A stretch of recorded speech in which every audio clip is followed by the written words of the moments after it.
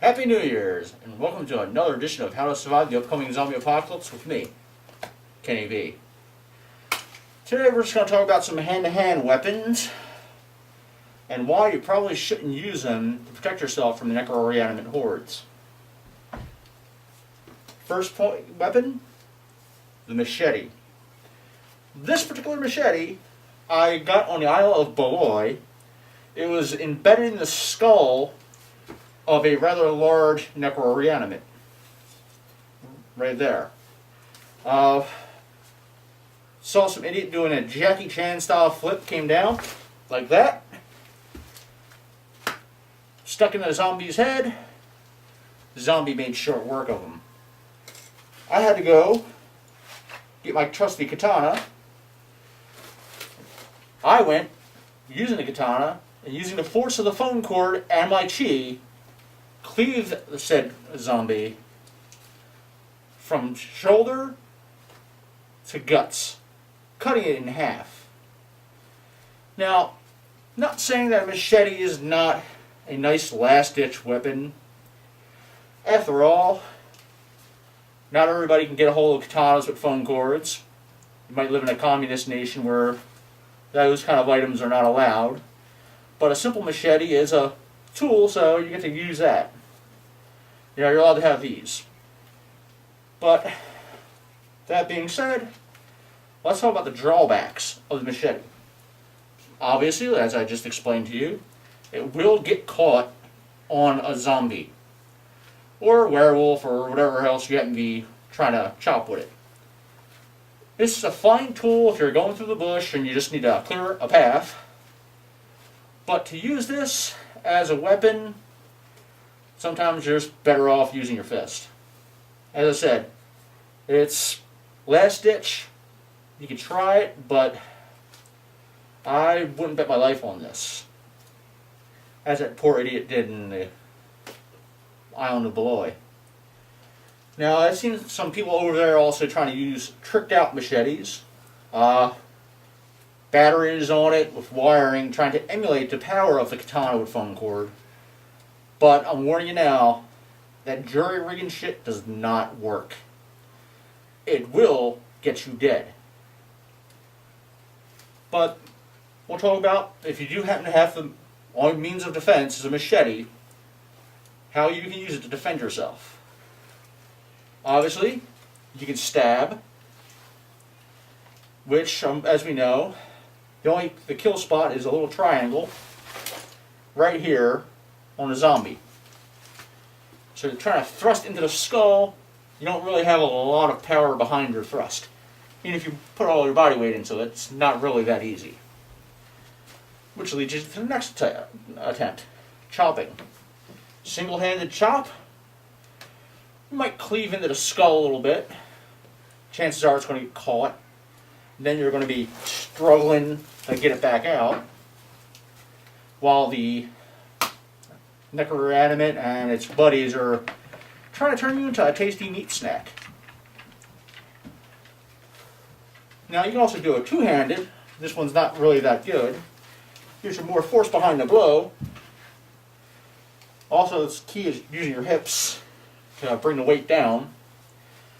Might go a little further into the skull, but that kill spot is still very hard to reach with this kind of weapon. Now, what you can do otherwise, if you're not confident enough to chop through the skull, one thing a machete does excel at is taking off limbs. Come up, the zombie comes up to you, whack! Right in the leg. Chop him off at the knee. Now you got a crawling zombie. A lot easier to deal with. Zombie's reaching for you, slash! Cut off its hand. Cut off its hand, it's got one less hand to claw you with. One less hand to grab you. Hell, keep that up, you can do a Monty Python Black Knight. Leg, leg, arm, arm. You got a head on a stick. Can't do anything to you. Then you just give it a trusty boot stomp. Dead Zed. But unfortunately, you're probably not going to have that luxury, because you're going to have more than one of them coming at you. So your best bet, hit the legs, slow them down as much as possible. Leg, leg, leg. Now I know some of you out there saying, why not swing across the neck? The problem is, if you don't get completely through,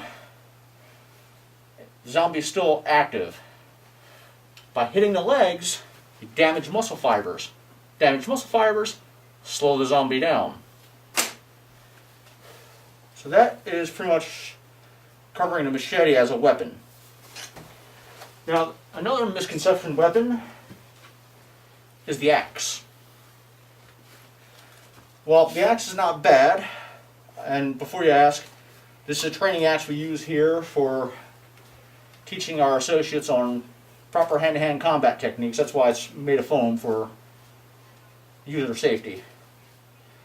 But the axe, much like the machete, still has some limitations. Using it as a cleaving weapon can still stick in the skull. That's why you're better off, if you're going to do that, be careful and use the chisel point. Boom, right in the top of the skull. Should disable a necroreanimant, no problem. But the reason why the axe is a little bit better than machete, they're more common, especially if you live in a wooded area where you got people that are chopping firewood and other things. Fire departments have them, so on your travels you see a deserted fire truck, it's been burned out and overrun by Zeds. You might be able to get one of these and be able to defend yourself. Like I said, this is a last-ditch weapon, much like the machete. But this one is a bit more versatile. And being you can use it two hands, you got more strength behind the blows. Now, as I said, it's a versatile weapon. You don't even have to use a tip. You can come across, butt stroke. Do that. Or with the head. Now that'll give you some distance between you and the zombie. The disadvantage of the axe is that it does require a bit of space to use properly. But once again, the same tactics applies as with a machete. But due to the fact it's a two-handed weapon, you're better off. I can come at a zombie like this. I can probably take off an arm at his shoulder. Or I could sweep the leg, and more than likely I'm going to chop through and into the next leg and damage it. Like I said, it's very versatile, two hands. Very easy to work with. Now, as I said, this is a type of weapon very common. As I said, a last-ditch weapon, but does kind of work for your survival bug-out plan, carrying one of these, because it's a lot of uses. Cutting firewood, example. Defending yourself against the zombies. Going through doors. Some of our entry teams do actually carry these, but a little bit different. And like I said, go through the door, or if you happen to hear a zombie on the other side of the door, use a spike. You can spike it through the door. As I said, it's a fairly reliable last-ditch effort weapon. Now we're going to go for the other one. For quiet killing, and once again you shouldn't do this unless you're a professional like me, is a tanto-bladed kbar. As you can see, it's razor sharp. Chisel point. I can come up behind a zombie, cup it, stab it through the skull, pull it out before the zombie has a chance to register what's happening, or its buddies. Now, the big thing about these kind of weapons is the fact that they're useful for one major reason. They're quiet. If I come up behind a zombie, stab it through at the base of the skull, up into the lizard brain, twist, pull out, it's done. This weapon here is extremely reliable, almost as reliable as a phone cord katana. But as I said, with this kind of weapon, there's multiple ways you can fight. When you're going up against a zombie, you really don't want to engage from the front because due to the size of the blade, you're kind of limited in stabbing.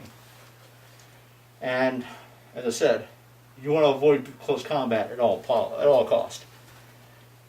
And I know I'm wearing fingerless gloves right now, but normally if I'm going out, I have to do a quiet kill. I wear full finger gloves and a little bit of slightly different protective gear so I don't get any blood on me. But this, as I said, much more reliable than the other two weapons due to the fact of the chisel tip.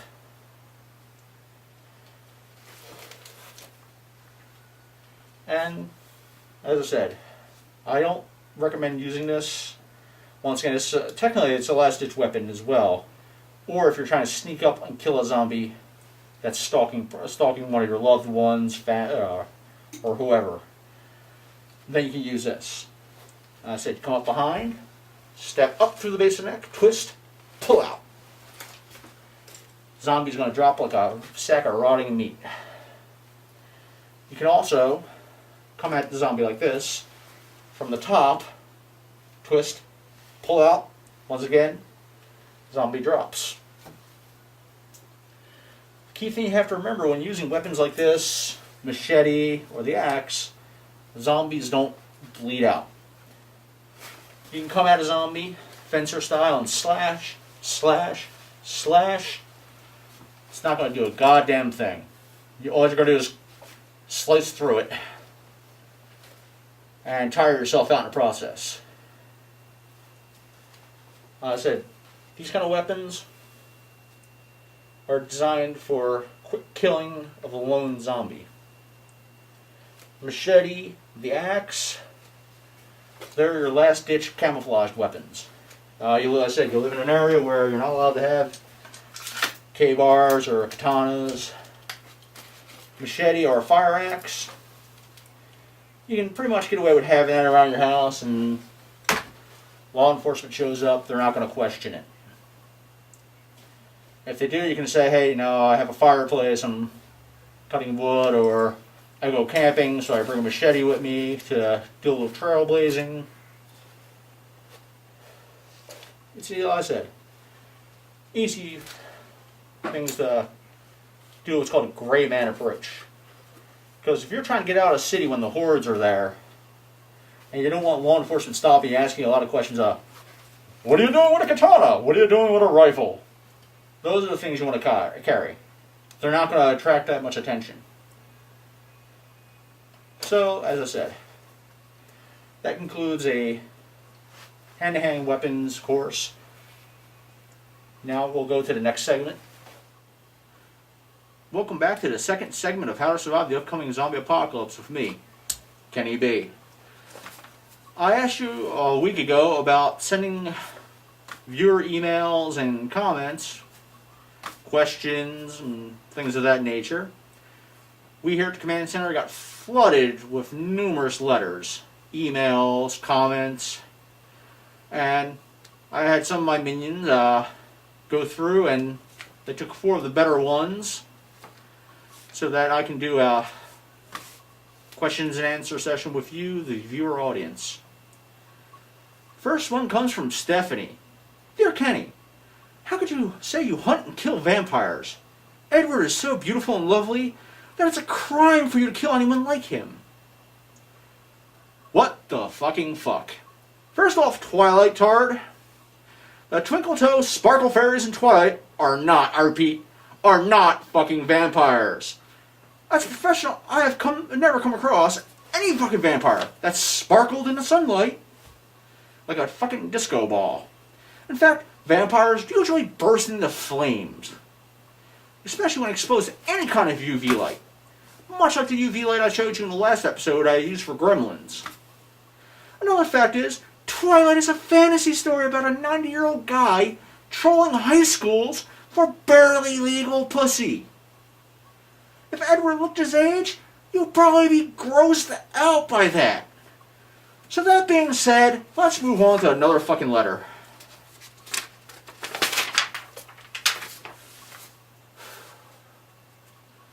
This one comes from Susie. Dear Kenny, I heard you talking about werewolves being furry balls of rage. That is entirely untrue. You seem to have the same take on them that those people at Universal Studios do. Werewolves are beautiful and noble, like Jacob. As a member of Team Jacob, I take offense. Jesus fucking Christ. Okay. From now on, twitards, don't fucking respond, don't email.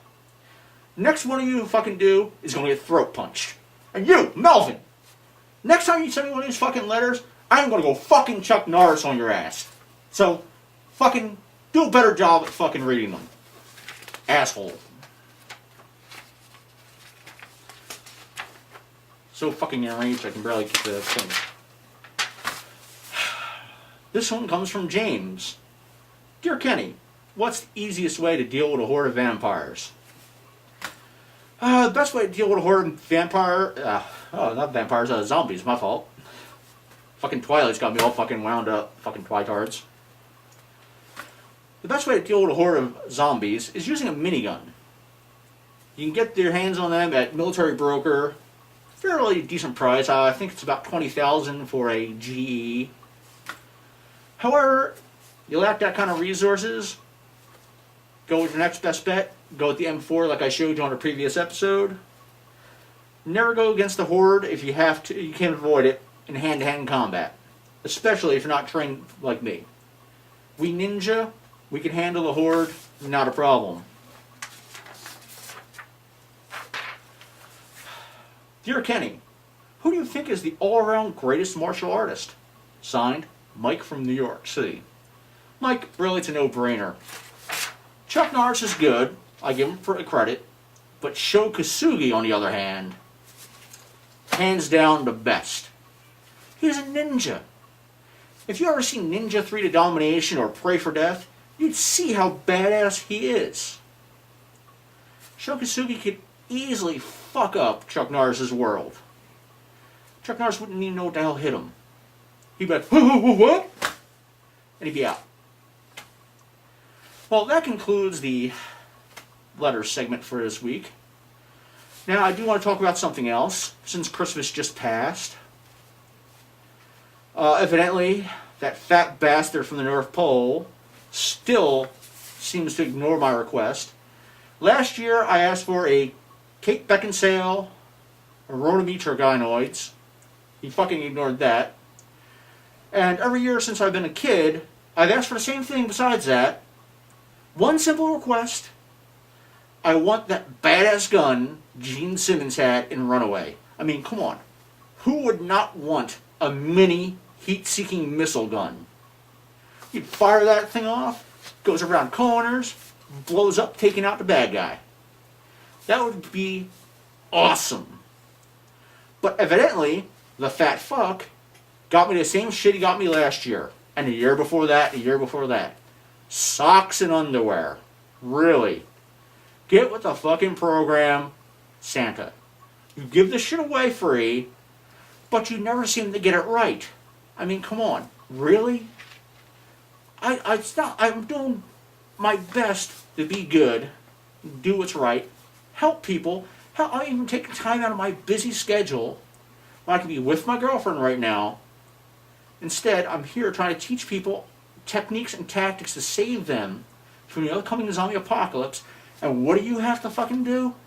You get to sit around on your fucking ass for a year spying on people. We all know you're fucking watching the naughty girls a little too closely. For what? The one time a year you come the hell out and you give everybody exactly what they didn't fucking want in the first place. So, fuck you, Santa. That's all I gotta say to you. With that being said, next episode we're going to talk about bows and crossbows on the Kenny B Show. So until then, stay safe, beware the zombies. This is Kenny B, signing out.